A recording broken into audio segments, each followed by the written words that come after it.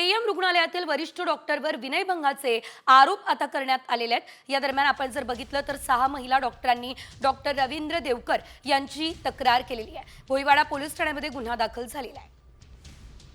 मुंबई महापालिका याशिवाय हॉस्पिटलच्या अंतर्गत तक्रार समितीने देखील चौकशीला सुरुवात केली असल्याचं बघायला मिळतंय। 6 महिला डॉक्टरांनी हॉस्पिटलचे डीन आणि फॉरेनची मेडिसिन डिपार्टमेंटच्या प्रमुखांकडे तक्रार केलेली। अधिकची अपडेट या संदर्भात आमचे प्रतिनिधी सचिन गाड यांच्याकडून घेऊयात। सचिन, आपण पाहतोय केईएम मधील डॉक्टर आता निलंबित झाले, विनयभंगाचा आरोप करण्यात आलाय। काय सविस्तर माहिती आणि रुग्णालयाकडून काही या संदर्भात माहिती मिळालेली आहे का, काही प्रतिक्रिया आली आहे का? नक्कीच रुग्णालयातील 6 महिला डॉक्टरांनी डॉक्टर रवींद्र देवकर यांच्या विरोधात विनयभंगाचे आरोप केले होते। तशी तक्रार त्यांनी हॉस्पिटलचे डीन यांच्याकडे प्रथम केली होती आणि त्यानंतर मुंबईच्या भोईवाडा पोलीस स्टेशनमध्ये डॉक्टर रवींद्र देवकर यांच्या विरोधात गुन्हा दाखल करण्यात आलेला आहे। गुन्हा दाखल होतात तातडीने रवींद्र देवकर यांचं निलंबन करण्यात आलेलं आहे। तसेच महापालिका प्रशासन असेल किंवा हॉस्पिटलची अंतर्गत समिती असेल यांनी चौकशीला देखील सुरुवात केलेली आहे। दरम्यान आपल्याला माहिती मिळते की रवींद्र देवकर यांनी अटकपूर्व जामीन अर्जासाठी सत्र न्यायालयात धाव घेतली असून उद्या त्यांच्या अटकपूर्व जामीन अर्जावर सुनावणी होणार आहे। निश्चितच धन्यवाद सचिन दिलेल्या सर्व सविस्तर अपडेटसाठी। आणि यानंतर पुढे एक मोठी बातमी आहे। बोगस शालार्थ आयडी घोटाळ्याची एसआयटी चौकशी करा ही मागणी करण्यात आलेली आहे। या संदर्भात शालेय शिक्षण आयुक्तांनी शिक्षण मंत्री दादा भुसे यांना पत्र लिहिले। सूत्रांनी या संदर्भात माहिती दिली आहे। नागपूरमधील बनावट शालार्थ आयडी बोगस प्रमाणपत्र तयार करण्याचं प्रकरण राज्यभरात गाजतंय। नाशिक, पुणे, जळगाव आणि नागपूर विभागामध्ये सुद्धा बनावट कागदपत्र तयार झाल्याचे प्रकार समोर येत आहेत। त्यामुळे एसआयटीच्या माध्यमातून चौकशी झाल्यास घोटाळ्याची सत्यता पुढे येईल अशी मागणी महाराष्ट्र राज्य शिक्षण परिषदेचे राज्य कार्याध्यक्ष नागो गाणार यांनी केली आहे। आता परीक्षा संपणार, सुट्ट्या लागणार। विद्यार्थ्यांनो, चला मामाच्या गावाला जायची वेळ आली आहे, कारण शाळेच्या परीक्षा 25 एप्रिलला संपणार आहे। विद्यार्थ्यांना 26 एप्रिल पासून सुट्ट्या लागणार आहे। 1 मे रोजी परीक्षेचा निकाल लागणार आहे, तर 3 मे पासून शिक्षकांना सुट्ट्या असतील। दरवर्षी एप्रिलच्या पहिल्या आठवड्यामध्ये अंतिम सत्र परीक्षा घेतली जात होती, पण शैक्षणिक वर्षामध्ये किमान 220 दिवस विद्यार्थ्यांना अध्यापन व्हावं असा नियम आहे। त्यामुळे 8 ते 25 एप्रिल पर्यंत शाळांना अंतिम सत्राची परीक्षा सुद्धा घ्यावी लागलेली आहे।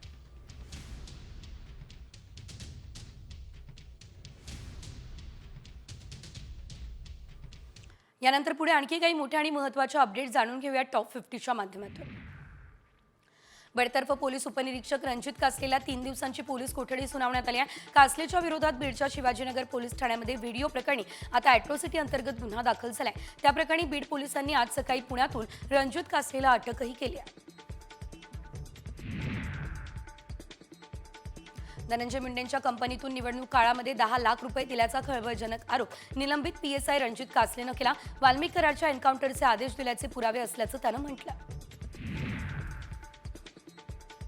निलंबित पोलीस अधिकारी रणजित कासलेनं केलेल्या दाव्यानंतर माजी मंत्री धनंजय मुंडेंच्या अडचणीमध्ये वाढ होताना दिसतेय। त्यातच राष्ट्रवादी शरद पवार पक्षाचे नेते राजेसाहेब देशमुख यांनी थेट मुंडेंविरोधात कोर्टात जाणार असं म्हटलंय। हिंदी सक्ती विरोधात मनसे चांगलेच आक्रमक झाले। आम्ही हिंदू हिंदी नाही अशी भूमिका घेत मनसे आता मराठी जागर परिषद भरवणार आहे। राज ठाकरे यांच्या उपस्थितीमध्ये झालेल्या बैठकीत हा निर्णय घेण्यात आलाय। प्रत्येक विभागामध्ये मराठीचा जागर केला जाईल आणि त्यासाठी साहित्यिकांची मदत घेतली जाईल असं बैठकीत राज ठाकरेंनी सांगितलं। कृपया हिंदी आमच्यावर लादू नका असं विधान ज्येष्ठ साहित्यिक पद्मश्री मधु मंगेश कर्णिक यांनी केलं। प्रत्येकानं मराठी बोललं पाहिजे, मराठी शिकली पाहिजे, मराठी लिहिली पाहिजे आणि मराठी हीच भाषा अग्रस्थानी मानली पाहिजे असं आवाहन कर्णिक यांनी केलं। शाळांमध्ये हिंदी अनिवार्य केल्यानंतर या निर्णयावरून वाद झालेला आहे। राज ठाकरेंनी मराठी भाषेबाबत ठाम भूमिका घेतल्यानंतर या वादात आता गुणरत्न सदावर्तेंनी उडी मारली आहे। राज ठाकरे असले तरी राजकीय दुकानदारी खपवून घेतली जाणार नाही असंही ते म्हणतायत। मनसेने हिंदी सक्ती विरोधात आक्रमक भूमिका घेतली। मुंबईच्या घाटकोपरमध्ये मनसे कार्यकर्त्यांनी हिंदी माध्यमांची पुस्तकं जाळण्याचा प्रकार केला। तर या प्रकारानंतर आता पोलिसांनी मनसैनिकांना ताब्यात सुद्धा घेतलं। यावेळी सरकार विरोधात जोरदार घोषणाबाजी मनसैनिकांकडून करण्यात आली।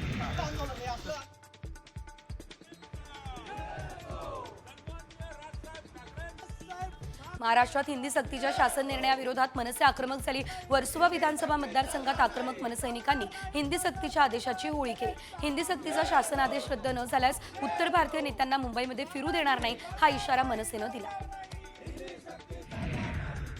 बीडच्या अंबाजोगाई तालुक्यामध्ये घरापुढे होत असलेल्या ध्वनी प्रदूषणाच्या तक्रारीनंतर महिलेला बेदम मारहाण झालेली आहे. सत्र न्यायालयामध्ये वकिली करणाऱ्या महिलेला सरपंच आणि त्यांच्या कार्यकर्त्यांकडून शेतात रिंगण करून काठ्या आणि पाईपने जबर मारहाण केली आहे. यामध्ये पाईपच्या मारानं अंग काळं निळं पडल्याचंही दिसतंय.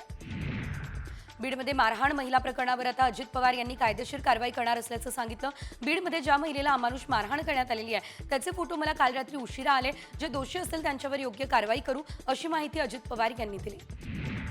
बीड फडणवीसांच्या हातून गेलाय. वकील महिलेला मारहाण प्रकरणी संजय राऊत यांनी मुख्यमंत्री फडणवीस यांच्यावरती घणाघात केलाय. बीडमध्ये घडत असलेल्या घटना अतिशय गंभीर आहे. बीडच्या गुंडांवर वचक बसवण्यासाठी अजून काम करण्याची गरज आहे. ही प्रतिक्रिया चंद्रशेखर बावनकुळे यांनी दिली आहे.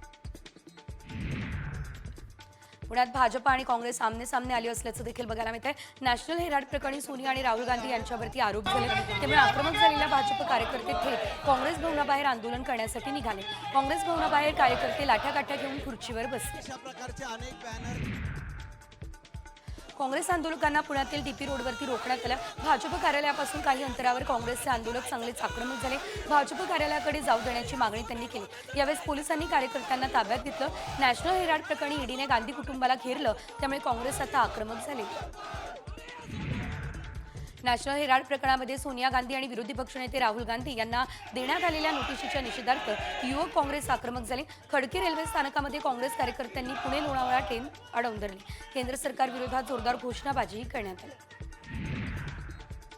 अंजली दमानिया यांनी पुन्हा एकदा आपल्या पोस्टच्या माध्यमातून सत्ताधाऱ्यांवर निशाणा साधलाय. जनतेच्या कष्टानं कमावलेल्या करायच्या पैशातून तटकरेंसाठी खास हेलिपॅड अमित शहा यांना जेवायला घालायचे. खुशाल घाला, सोन्याच्या ताटात घालायचे तरी घाला, ते आमच्या कष्टाच्या पैशानं कशासाठी, हा सवाल दमानी यांनी केलाय.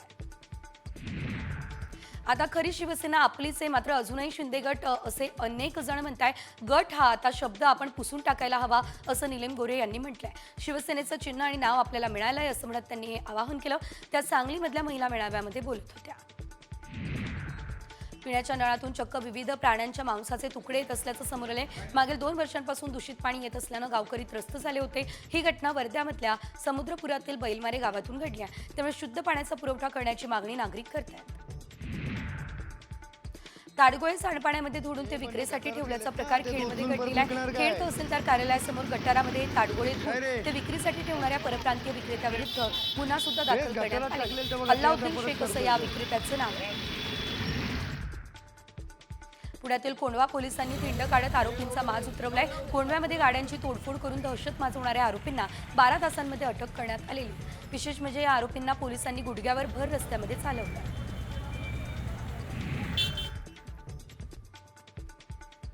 ठाणे महापालिका क्षेत्रामध्ये 18-19 एप्रिल रोजी कमी दाबानं पाणी पुरवठा होणार आहे. स्टेमच्या जलवाहिनीमध्ये गळती सुरू झाली आहे. दुरुस्तीचं काम सुरू आहे. त्यामुळे ठाणेकरांना पाण्याच्या समस्येला सामोरं जावं लागणार आहे. दुरुस्तीच्या कामासाठी स्टेम कंपनीकडून पाणी पुरवठा तात्पुरता बंद करण्यात आलेला आहे.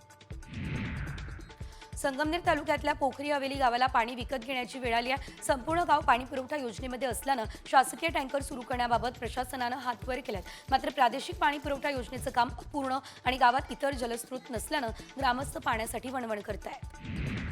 छत्रपती संभाजीनगर शहरातील पाणी प्रश्नावरून शिवसेना उद्धव ठाकरे गट आक्रमक झाला. आजपासून लबाडांनो पाणी द्या या आंदोलनाला सुरुवात झालेली आहे. आंदोलनाच्या सुरुवातीला छत्रपती संभाजीनगर शहरात जाणाऱ्या सर्व प्रमुख रस्त्यांवरती तोरण बांधत रास्ता रोको करण्यात आलेला आहे. पुणे, सोलापूर आणि नगर जिल्ह्यासाठी जीवनदायिनी ठरत असलेल्या उजनी धरणातील पाणीसाठ्यामध्ये झपाट्यानं घट होती आहे. उजनी धरण मायनसमध्ये गेलेलं आहे. धरणामध्ये 63.62 इतका पाणीसाठा शिल्लक आहे.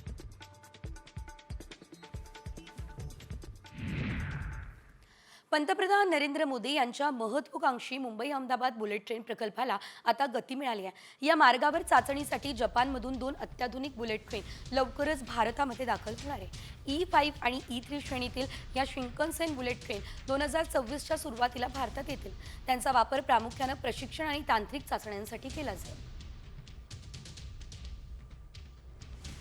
आणि आता बातमी मुंबईकरांसाठी महत्त्वाची आहे, कारण मुंबईकरांनो लोकलचं वेळापत्रक पाहूनच घराबाहेर पडा, कारण आज आणि उद्या मेगा ब्लॉक आहे. आज पश्चिम रेल्वेवरती पादचारी पुलाचा गर्डर टाकण्याचं काम आहे. त्यामुळे आता आज रात्री चर्चगेट ते मरीन लाईन्स दरम्यान मेगा ब्लॉक असेल, तर उद्या मध्य रेल्वेवर CSMT ते विद्याविहार या दरम्यान देखील मेगा ब्लॉक असणार आहे. याशिवाय आपण जर बघितलं तर सकाळी 11 ते दुपारी 4 पर्यंत हा मेगा ब्लॉक असेल. हार्बर मार्गावर देखील ठाणे ते वाशी सकाळी 11 ते 4 असा मेगा ब्लॉक असेल. नेमका मेगा ब्लॉक कुठे कुठे असणार आहे आपण बघूयात ग्राफिक्सच्या माध्यमातून. यामध्ये आपण बघतोय चर्चगेट ते मरीन लाईन्स पश्चिम रेल्वेवरती हा मेगा ब्लॉक असणार आहे. तर मध्यरात्री 1:15 पहाटे 4:15 हा मेगा ब्लॉक असेल. वानखेडे पादचारी पुलाचा गर्डर टाकण्यासाठी हा मेगा ब्लॉक आहे. चर्चगेट ते मरीन लाईन स्थानकादरम्यान आज रात्री 8:50 बोरीवली चर्चगेट, रविवारी पहाटे 4:38 चर्चगेट बोरीवली लोकल ही रद्द झालेली आहे. रात्री 11:49 विरार चर्चगेट लोकल मुंबई सेंट्रल स्थानकापर्यंतच धावणार आहे. रात्री 11:30 विरार चर्चगेट लोकल शेवटची असणार आहे.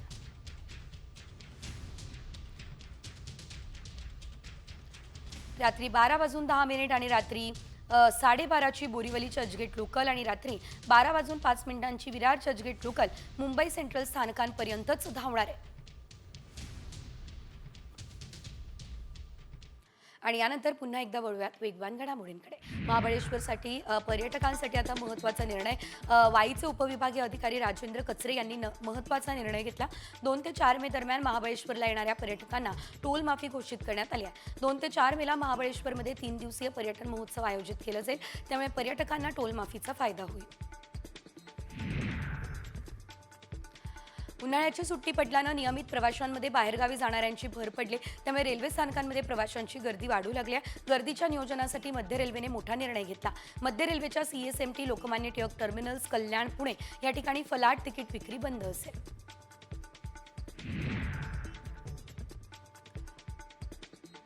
नागपूरमध्ये तापमानाचा पारा 43°C झाले. आधीच्या तुलनेमध्ये 2.4°C तापमानात वाढ झाली आहे. विदर्भामध्ये अकोला जिल्ह्यात सर्वात जास्त 44.2°C तापमानाची नोंद झाली आहे. तर दिवसभर उन्हाचे चटके आणि उकाड्यानं नागपूरकर मात्र हैराण झाले. यवतमाळच्या वणीमध्ये जोरदार पाऊस पडलाय आणि अवकाळी पावसामुळे नागरिकांना दिलासा मिळालाय. दिवसभर कडाक्याच्या उन्हानंतर अचानक आलेल्या पावसानं वातावरणामध्ये गारवा पसरलाय. तापमानाचा पारा 43च्या वर गेलाय. त्यामुळे काही काळ नागरिकांना गारवा अनुभवायला मिळाला. गेल्या 2 दिवसांपासून अकोला महाराष्ट्रात सर्वात जास्त उष्ण शहर बनलाय. कारण अकोल्यातील तापमान 44°C वर पोहोचलंय. राज्यात झालेल्या अवकाळी पावसानंतर सर्वत्र तापमान वाढलेलं आहे. उष्णतेची लाट पसरली आहे. सोलापूरमध्ये 43.2°C तापमानाची नोंद झाली. दिवसेंदिवस तापमान उच्चांकाचे मोठमोठे विक्रम गाठत आहे. वाढत्या तापमानामुळे सोलापूरकरांची लाहीलाही होते.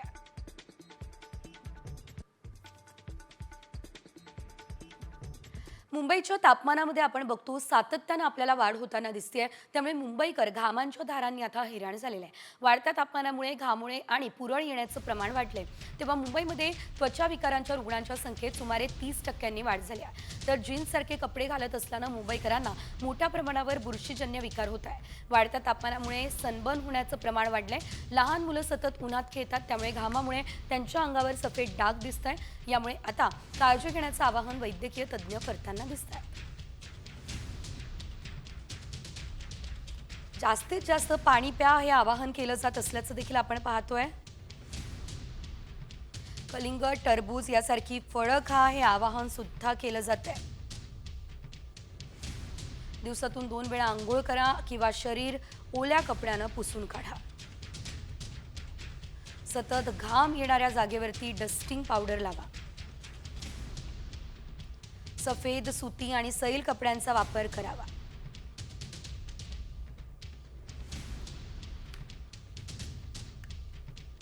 पुन्हा एकदा घेऊयात बातम्यांचा धावता आढावा. सिंधुदुर्गातील प्रकाश बिडवलकर हत्या प्रकरणावरून वैभव नाईक आणि निलेश राणे यांच्यामध्ये आरोप प्रत्यारोप सुरू झालेले आहे. बिडवलकर हत्येप्रकरणी आरोपींना वाचवण्यासाठी पोलिसांना फोन करण्यात आलेला होता. हा आरोप वैभव नाईक यांनी केलाय. तर 2023 मध्ये बिडवलकरची हत्या झाली असेल तर पोलिसांनी वैभव नाईक यांची देखील चौकशी करावी असं निलेश राणे म्हणाले.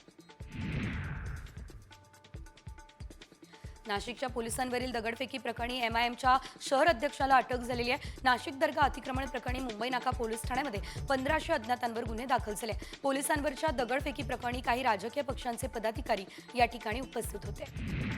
पुण्यातील गर्भवती मृत्यू प्रकरणी पोलिसांनी ससून रुग्णालयाच्या वैद्यकीय समितीचा अभिप्राय मागितला. त्या संदर्भात पुणे पोलिसांनी ससून रुग्णालयाला पत्र लिहिलं. ससून रुग्णालयाच्या अहवालातील मुद्द्यांवरून पोलीस संभ्रमात आहे. दीनानाथ मंगेशकर रुग्णालय आणि डॉक्टर सुश्रुत घैसास यांच्या भूमिकेबद्दल विस्तृत माहिती द्यावी ही मागणीही पोलिसांनी केली आहे. राज्यात शिक्षण क्षेत्रामध्ये कोट्यवधींचा घोटाळा झाल्याचं समोर आलं. आता या प्रकरणामध्ये भंडारा जिल्ह्यातील नवप्रभात शिक्षण संस्थेचं देखील नाव आहे. त्यामुळे आता भंडारा शिक्षण क्षेत्रामध्ये खळबळ उडाली आहे. या प्रकरणी आता चौकशी करण्यात येते.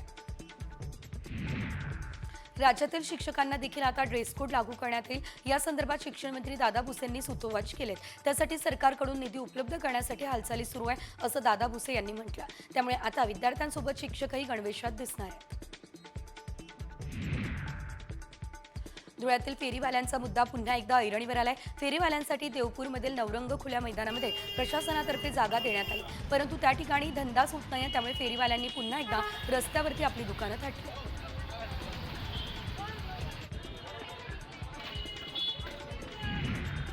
धुळ्यातल्या सोनगीर ते दोंडाई रस्त्याचं काम सुरू आहे. त्यामुळे वाहतुकीसाठी हा रस्ता पूर्णतः बंद करण्याचा निर्णय प्रशासनातर्फे घेण्यात आला. अवजड वाहनांना पर्यायी मार्गानं वळवण्यात आलेला आहे. सांगलीमध्ये पावसामुळे द्राक्षाला फटका बसला आणि मार्केटच्या द्राक्षांचे बेदाणे तयार केले. भिजलेली द्राक्ष बाजारामध्ये येत आहेत. त्यामुळे 230 ते 300 रुपये किलो असा दर मिळतोय. अपवाद वगळला तर सांगलीमधील द्राक्ष हंगाम संपलाय. या हंगामामध्ये अवकाळीचा पहिल्यापासूनच फटका बसलाय. त्यामुळे द्राक्ष उत्पादनामध्ये मोठी घट झाली आहे. नांदेडमध्ये एका शेतकऱ्याच्या केळी बागेचं अज्ञातांनी नुकसान केलं. यात केळीच्या बागेतील 200 ते 250 केळीची झाडं कापलेली आहे. या प्रकारामुळे आता शेतकऱ्यांचं प्रचंड नुकसान झालंय. अज्ञातांनी केळीसोबतच केळीतील पाईपचं देखील नुकसान केलेलं आहे. या प्रकरणी अज्ञात व्यक्तीवर पोलिसात गुन्हा दाखल झालाय.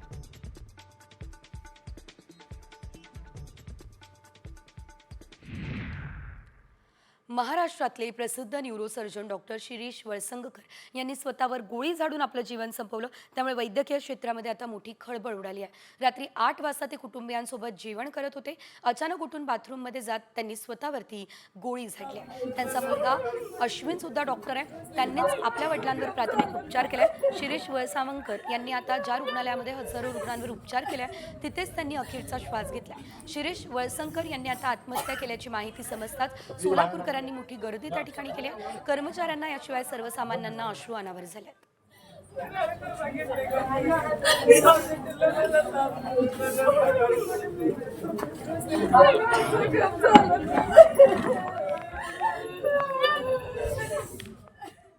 पुन्हा एकदा वळूयात वेगवान घडामोडींकडे. वंचित बहुजन आघाडीकडून परभणीमध्ये शांतता मार्चचं आयोजन झालंय. सोमनाथ सूर्यवंशी यांच्या मृत्यूला 4 महिने उलटले तरी सुद्धा न्याय मिळत नाही. त्यामुळे हा मार्च निघाला. सुजात आंबेडकर यांच्या नेतृत्वात शनिवार बाजार मैदानापासून या मार्चला सुरुवात करण्यात आलेली आहे. या मार्चमध्ये पीडित सूर्यवंशी कुटुंबही सहभागी झाले.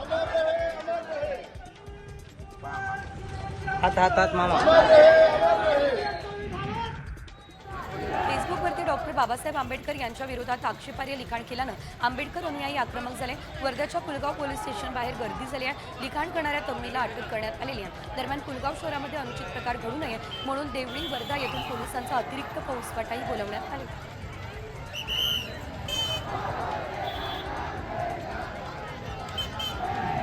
डोंबिवलीमध्ये ठाकरे गटाच्या महिलांनी डोंबिवली स्टेशन बाहेर गॅस सिलेंडर दरवाढ मागे घेण्याची मागणी केली आणि आंदोलन केलं. पेट्रोल डिझेल पाठोपाठ घरगुती गॅस सिलेंडरमध्ये वाढ केल्यानं लाडक्या बहिणींचं महिन्याचं बजेट कोलमडलंय. हा आरोप ठाकरे गटानं केलाय. या वेळेला थाळी वाजवत रस्त्यावर चूल मांडून भाकरी थापत सरकारचा निषेध करण्यात आला.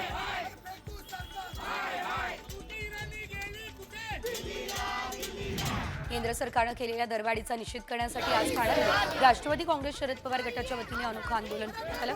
पेट्रोलजन्य पदार्थांची केलेली भाववाढ आणि सिलेंडरच्या केलेल्या किमतींचा निषेध करण्यासाठी रस्त्यावर दुचाकी आडवी करून आंदोलन करण्यात आलं.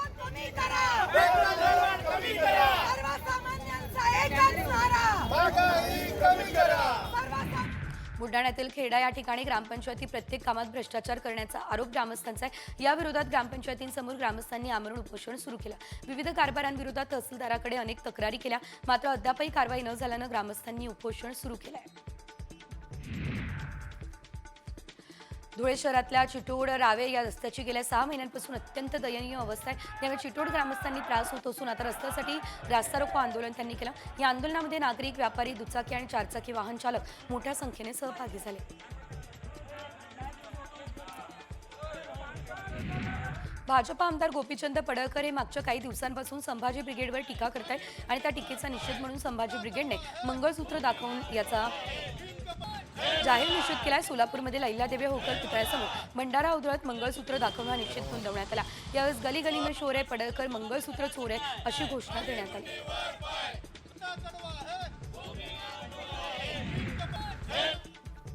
मुंबई अहमदाबाद राष्ट्रीय महामार्गावर झालेल्या निकृष्ट व्हाईट टॅपिंगची चौकशी करण्याची मागणी होते. या मागणीसाठी पालघर जिल्हाधिकारी कार्यालयासमोर आमरण उपोषण सुरू करण्यात आले. यावेळेस ठेकेदारावर कारवाईची मागणीही केली जाते. संत शेख मोहम्मद महाराज मंदिर जीर्णोद्धार मागणीसाठी काल श्रीगोंद्यामध्ये बंदची हाक देण्यात आली. आज दुसऱ्या दिवशी देखील श्रीगोंदा बंद राहणार आहे. ग्रामस्थांकडून तहसील कार्यालयासमोर ठिय्या आंदोलन सुरू आहे. मंदिराचा जीर्णोद्धार होत नाही तोपर्यंत बंद आणि ठिय्या आंदोलनावर ग्रामस्थ ठाम राहणार आहेत. परभणीच्या मंगरुळमध्ये शिक्षक सोपान पालवेंनी चिठ्ठी लिहून आत्महत्या केली आहे. या शिक्षकाचा मृतदेह ताब्यात घेण्यास घरच्यांनी नकार दिला. संसारचालक आणि मुख्याध्यापकांसह एकाला अटक होत नाही तोपर्यंत मृतदेह ताब्यात न घेण्याचा निर्णय कुटुंबियांनी घेतला. सध्या शिक्षकाचा मृतदेह रुग्णालयात आहे. जळगावमधील नरभक्षक बिबट्याला अखेर जेरबंद करण्यात यश आलं. वन विभागानं अथक प्रयत्नानंतर डाट मारून जेरबंद केलेलं आहे. याच बिबट्यानं या पावलमध्ये आता 2 वर्षांच्या चिमुरडीचा बळी घेतलाय. त्यामुळे परिसरात दहशतीचं वातावरण होतं. बीडच्या तेलगावामध्ये 33 kV ट्रान्सफॉर्मरमध्ये मोठा आवाज होऊन ट्रान्सफॉर्मरला आग लागली आहे. या आगीमध्ये ट्रान्सफॉर्मर जळून खाक झालाय. अवतारांचं लाखो रुपयांचं नुकसान यामध्ये झालं. त्यामुळे वडवणी तेलगावामध्ये वीज पुरवठा खंडित झाला. नाशिकमध्ये आणखी एका फर्निचरच्या दुकानाला भीषण आग लागली आहे. आगीमुळे हवेत आगीसह धुराचे लोट पसरलाय. आग कोणत्या कारणामुळे लागली याचं कारण अस्पष्ट आहे. यात कोणती जीवितहानी झालेली नाही अशी प्राथमिक माहिती आहे.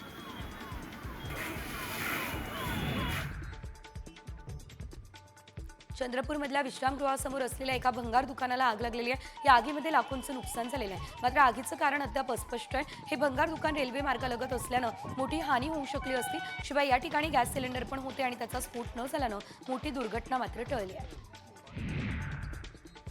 सांगलीच्या आटपाडी झरेमध्ये 1.5 एकरावरील आंब्याची बाग आणि फळबाग जळून खाक झाली आहे. ज्यामुळे आता शिवाजी खैरमुळे या शेतकऱ्याचं लाखो रुपयांचं नुकसान झालंय. अज्ञातांकडून बागेला आग लावण्यात आलेली आहे. कल्याणच्या जोशीबाग परिसरामध्ये कैऱ्या तोडण्यास गेलेल्या मुलांचा काही मुलांशी वाद झाला आणि या वादातून संतापलेल्या एका गटानं भर रस्त्यामध्ये एका मुलाच्या वडिलांवर चाकूनं हल्ला केलाय. रायसिंग खुशवाह असं जखमी झालेल्या इसमाचं नाव आहे. हल्ला करणारे आरोपी अल्पवयीन असल्याची प्राथमिक माहिती आहे. यवतमाळच्या आणीमध्ये अरुणावती नदीवर कपडे धुण्यासाठी गेलेल्या 12 वर्षीय मुलीचा बुडून मृत्यू झालेला आहे. वेदिका चव्हाण असं मृतक महिलेचं नाव आहे. नदीवर पाय घसरल्यानं तिचा मृत्यू झालेला आहे. पाण्यासाठी विहिरीसाठी जर आंघोळीला जर गेले असेल ना. अमरावतीच्या वरुडमध्ये 28 वर्षीय युवकाचा विहिरीमध्ये मृतदेह आढळलेला आहे. 7 मार्चला प्रतीक सिंगरवाडे हरवलेला होता अशी तक्रार देण्यात आलेली. तर पोलिसांनी घटनास्थळी धाव घेत मृतदेह बाहेर काढलाय आणि त्याची ओळख पटवली आहे. नेमका प्रतीक विहिरीवरती कसा आला याचा शोध सध्या पोलीस घेत आहे. मृतदेह रुग्णालयामध्ये पाठवलाय आणि या संदर्भातला अधिकचा तपास सध्या सुरू आहे. रायगडच्या म्हसळा या ठिकाणी सर्वेअर विशाल रसाळ 50,000 रुपयांची लाच स्वीकारताना लाचलुचपत प्रतिबंधक विभागाच्या जाळ्यात अडकलाय. रायगड एसीबीच्या पथकानं माणगाव एसटी स्टँड या ठिकाणी सापळा रचत ही कारवाई केली आहे.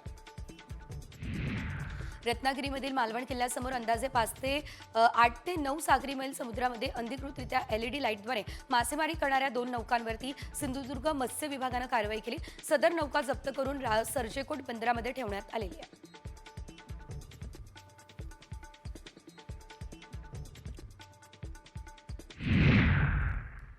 आणि आता एक मोठी बातमी. तेलंगणामधल्या नलगोंडामध्ये जवानांनी जय जवान जय किसान ब्रीद सिद्ध केलाय. ड्युटीवरून परतत असताना शेतकऱ्यांचं पीक पावसात भिजताना दिसलंय आणि जवानांनी तातडीनं हे पीक ताडपत्रीनं झाकलेलं आणि अचानक आलेल्या पावसामुळे पीक वाचवले.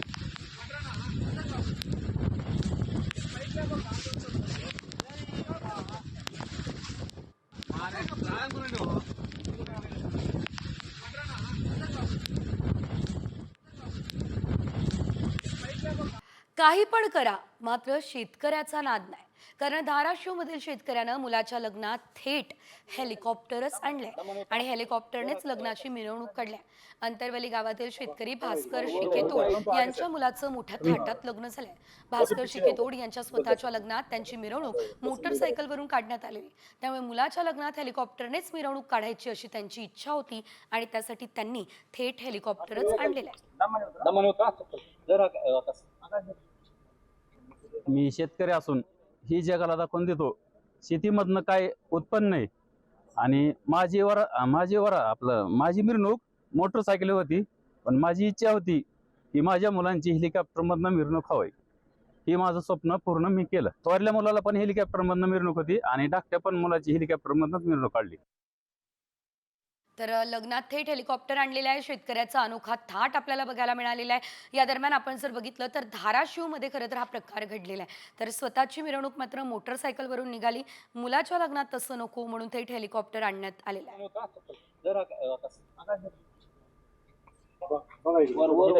आगे सर